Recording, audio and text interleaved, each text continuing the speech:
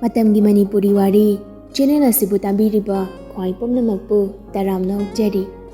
Nasisu mahausangom, The Love Curse. Kungatariat suba, aroiba tangkak amo, buduna lakjari. Mayam punna, taminarasi. Nasi Osingi, Boxing Academy Sabaloibagi, inaugural function namitni. Function noiraga, mayam pulab jak silibadum da changlak nari. Dusilagi mapamlomgi, imong, mari mataso, loina yauri. Dusila di jak jangin hek pamtharakpaga, jak insang manamda tamada, handok ningbana, tuk lauri. Adobo mayam pulabdo, paminarabanina, dusila hugat pasuyada, majin mindona, yamwana khangli. Gaidorganangba, jarodana. Manaw nupina, ihang hanggoyna, pamdana laybaduda, machi ini na hanglakpani. Dusila sumachin dumela duna, magkokakta hayrakli. Gaidorino. Dusila handak suka shutaw di haybago, magkokto hayrakli. Dusila na tawriba maongdo, magi mayong nabada pamniba, Oscar na uri. Jakjada na mamay mamit ngang salanga, humangkang mamakay pamniba do ubada, Oscar di masada laytadri. Niya maragduda, kaumbaso pajada banina, dusila na mangon na yung lakpado, ngay nagalay. Tanhig janero bahay gadra, dusila so, Oscar na fad yung nagli. Oscar, dusilanda, langtak na naying do na, kay dawargi haybagi maongda, mangagdo ilagdi. Dusila po kumpida na, Oscar da wani yung lai. Oscar so dusilagi matagduda, laytandri.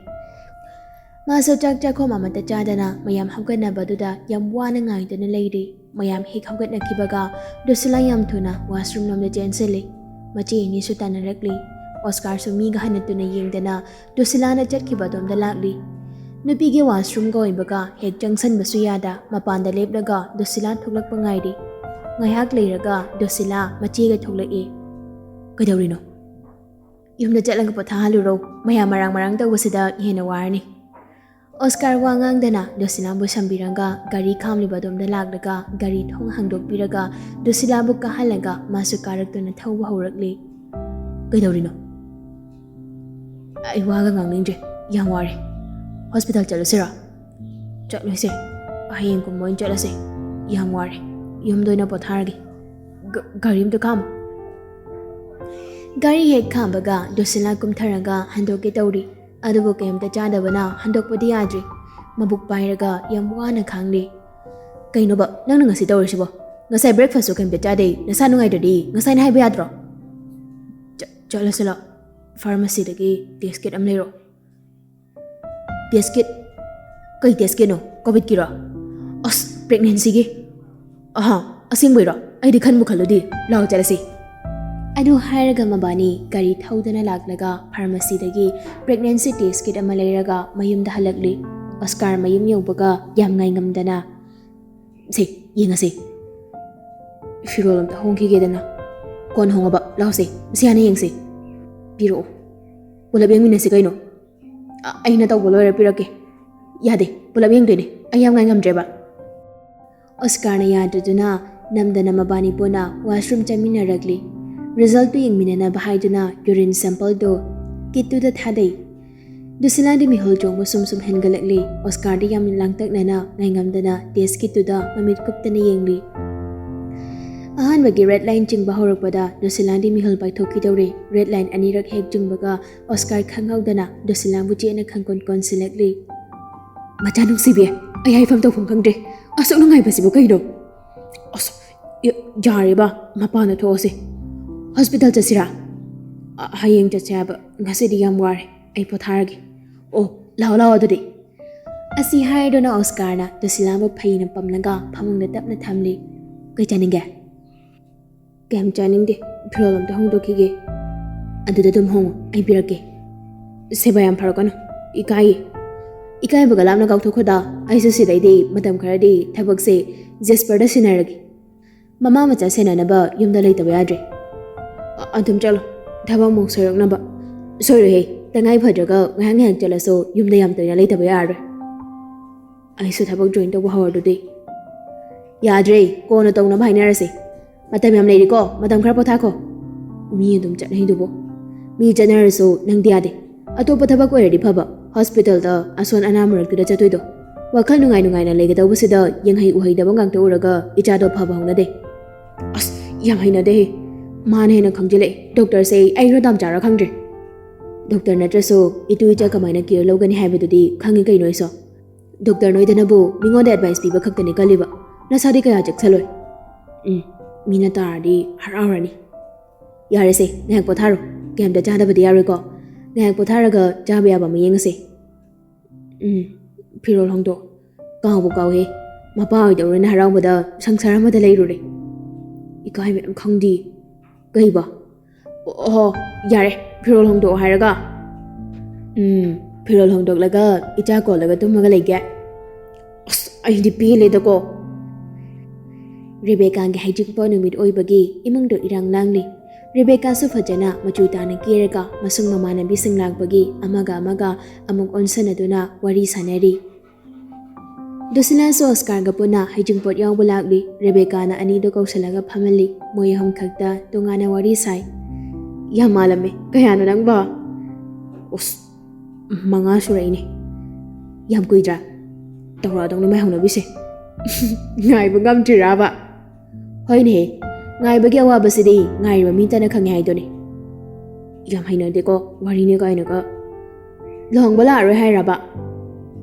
ꯍꯣꯏ ꯅꯨꯄꯥ ꯃꯌꯨꯝꯗ ꯑꯣꯏꯅ ꯉꯥꯏꯔꯝꯂꯒꯦ ꯍꯪꯒꯠ ꯍꯟꯗ ꯆꯠꯄꯗꯣ ꯐꯔꯛ ꯇꯥꯔꯦ ꯌꯥꯎꯗꯤ ꯌꯥꯎꯍꯟꯅꯤꯡꯕꯅꯤ ꯑꯗꯨꯕꯨ ꯀꯔꯤꯗꯤ ꯎꯄꯥꯏ ꯂꯩ ꯐꯤꯕꯝꯁꯤꯗ ꯀꯟꯅ ꯍꯥꯏꯕꯁꯨ ꯉꯝꯗ꯭ꯔꯦ ꯀꯟꯅꯒ ꯍꯥꯏꯕꯤꯔꯨꯔꯅꯨꯗ ꯐꯤꯕꯝꯁꯤꯗ ꯏꯀꯥꯏꯗꯅ ꯇꯧꯖꯔꯤꯅꯤ ꯑꯁ ꯅꯪꯗꯤ ꯂꯥꯛꯎꯗꯅ ꯑꯩꯕꯨꯗꯤ ꯕꯣꯔ ꯃꯃꯥꯟꯅꯕꯅꯤꯅ ꯑꯗꯨꯝ ꯂꯥꯛꯆꯔꯒꯦ ꯃꯥꯒꯤꯗ ꯑꯣꯏꯅ ꯁꯦꯜꯂꯣ ꯑꯩ ꯅꯨꯄꯥ ꯃꯌꯨꯝꯗ ꯑꯣꯏꯅ ꯉꯥꯏꯔꯝꯂꯒꯦꯀꯣ ꯗꯨꯁꯤꯂꯥ ꯄ꯭ꯂꯥꯁꯇꯤꯛ ꯕꯦꯒ ꯑꯃ ꯔꯦꯕꯦꯀꯥꯅ ꯄꯤꯁꯜꯂꯤ ꯑꯣꯁꯀꯥꯔꯅꯁꯨ ꯄꯦꯛ ꯇꯧꯔꯕ ꯕꯣꯛꯁ ꯑꯃ ꯄꯤꯔꯝꯃꯤ ꯍꯩꯃꯥ ꯀꯩꯅꯣꯅꯦ ꯅꯕꯥꯅꯤ ꯇꯣꯉꯥꯟ ꯇꯣꯉꯥꯟꯅꯒ ꯄꯤꯔꯤꯁꯤꯕꯣ ꯃꯥꯒꯤꯗꯤ ꯂꯨꯍꯣꯡꯕꯩ ꯄꯣꯠꯄꯥꯡ ꯑꯣꯏꯔꯝꯅꯤ ꯑꯩꯒꯤꯗꯤ ꯒꯤꯐꯅꯦ ꯔꯤꯋꯥꯔꯗꯀꯨꯝꯕ ꯅꯕꯥꯅꯤ ꯀꯨꯏꯅ ꯅꯨꯡꯁꯤꯅꯔꯒ ꯊꯨꯡꯅꯕꯒꯤ ꯂꯞ ꯂꯥꯁꯇꯤꯡ ꯑꯣꯏꯕꯒꯤ ꯍꯥꯏꯇꯥꯔꯦ ꯑꯟꯕꯣꯛꯁꯤꯡꯗꯤ ꯕꯣꯔꯒ ꯄꯨꯟꯅ ꯇꯧꯃꯤꯟꯅꯔꯣ ꯀꯤꯕꯨ ꯀꯤꯖꯩꯀꯣ ꯀꯩꯅꯣ ꯁꯤꯕꯣ ꯈꯪꯗꯤꯌꯦ ꯑꯩꯁꯨ ꯑꯩꯗꯤ ꯎꯕꯨ ꯎꯔꯨꯗꯦ ꯕꯣꯝꯅꯦ ꯅꯊꯟꯗ ꯄꯣꯈꯥꯏꯕꯗꯤ ꯅꯨꯡꯉꯥꯏꯇꯦ ꯕꯣꯔꯒ ꯄꯨꯟꯅ ꯄꯣꯈꯥꯏꯃꯤꯟꯅꯧ ꯍꯥꯏꯕ ꯍꯣꯏ ꯀꯩꯅꯣ ꯈꯔ ꯆꯥꯃꯤꯟꯅꯔꯁꯤ ꯂꯥꯛꯑꯣ ꯑꯗꯨꯗꯤ ꯗꯨꯁꯤꯂꯥ ꯑꯣꯁꯀꯥꯔꯁꯨ ꯍꯩꯖꯤꯡꯄꯣꯠ ꯉꯥꯏꯍꯥꯛ ꯌꯥꯎꯔꯝꯂꯒ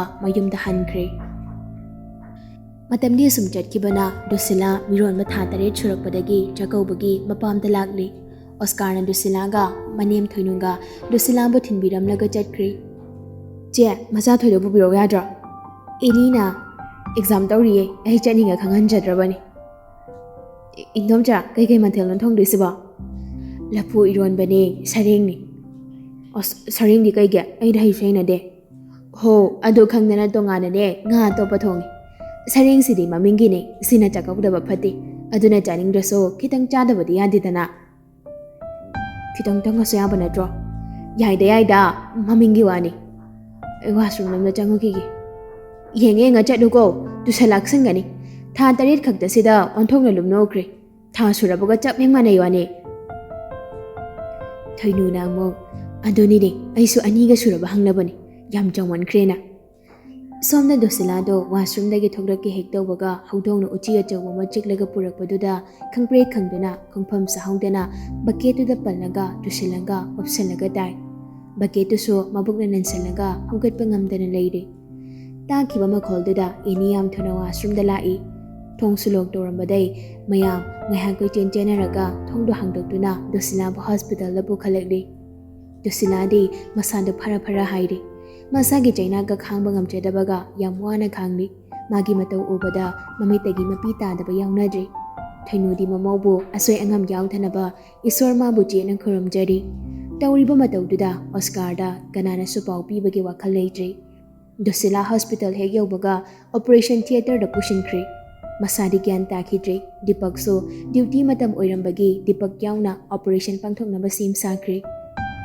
ꯑꯣꯄꯔꯦꯁꯟ ꯊꯤꯌꯦꯇꯔ ꯆꯪꯈꯤꯕ ꯃꯇꯝꯗꯨꯗ ꯑꯦꯅꯤꯅ ꯑꯣꯁꯀꯥꯔꯗ ꯄꯥꯎ ꯄꯤꯈ꯭ꯔꯦ ꯑꯣꯁꯀꯥꯔꯁꯨ ꯃꯇꯝ ꯏꯀꯥꯟ ꯀꯥꯟꯅꯗꯅ ꯌꯥꯝ ꯊꯨꯅ ꯂꯥꯛꯏ ꯃꯃꯥ ꯀꯃꯥꯏꯅ ꯇꯧꯔꯤꯅꯣ ꯉꯁꯥꯏ ꯀꯩꯉꯣꯟꯗ ꯍꯥꯏꯔꯛꯇ꯭ꯔꯤ ꯀꯩꯒꯤꯅꯣ ꯃꯃꯥꯅ ꯃꯥꯕꯨ ꯐꯖꯅ ꯁꯦꯟꯅꯕꯤꯗ꯭ꯔꯕꯣ ꯍꯥꯏ ꯀꯩꯁꯨ ꯇꯧꯔꯣꯏꯅꯦ ꯏꯕꯨꯡꯉꯣ ꯄꯥꯈꯠꯀꯅꯨ ꯏꯁꯣꯔ ꯈꯨꯔꯨꯝꯁꯤ ꯃꯆꯥ ꯑꯩꯅ ꯉꯥꯛꯇꯪ ꯊꯥꯗꯣꯛꯄꯗ ꯀꯩꯅꯣꯕ ꯇꯧꯔꯤꯕ ꯐꯤꯕꯝꯁꯦ ꯑꯩꯁꯤꯁꯨ ꯌꯥꯝ ꯐꯠꯇꯤ ꯄꯩꯁꯥꯒꯤ ꯊꯕꯛꯀꯤꯗ ꯈꯜꯂꯤ ꯅꯨꯄꯤ ꯑꯉꯥꯡ ꯀꯦꯌꯔ ꯂꯧꯕ ꯉꯝꯗꯕ ꯅꯨꯄꯥꯅꯤ ꯑꯩꯁꯦ ꯑꯣꯁꯀꯥꯔ ꯅꯨꯡꯉꯥꯏꯇꯕ ꯍꯦꯟꯃꯟꯕꯅ ꯃꯁꯥꯅ ꯃꯁꯥꯕꯨ ꯃꯊꯟꯇ ꯆꯩꯖꯩ ꯑꯦꯅꯤꯅ ꯃꯇꯧꯗꯨꯗ ꯊꯦꯝꯖꯤꯟꯕꯤꯔꯛꯏ ꯀꯩꯁꯨ ꯇꯧꯔꯣꯏ ꯄꯥꯈꯠꯀꯅꯨ ꯕꯨꯡꯉꯣ ꯇꯥꯃꯣꯁꯨ ꯌꯥꯎꯅ ꯆꯦꯛꯁꯤꯟꯅ ꯍꯣꯠꯅꯔꯤꯕꯅꯤ ꯆꯦ ꯃꯥ ꯒ꯭ꯌꯥꯟ ꯇꯥꯈꯤꯕ꯭ꯔꯥ Yam kapkibra.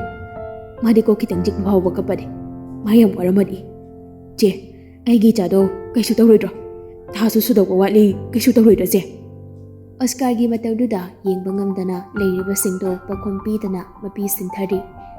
Doctor nurse singsu ngaiha ko chen bina honari. Dusilagi asibagum taduna leiriba masanduda Dipak na munna yengnaga mapukningda khali. Aina kokpikhiba nungsi sabadu bukoktana napamna dum leirabra. Sabadu gi mayaina kankibana kokpa ngamdrabra.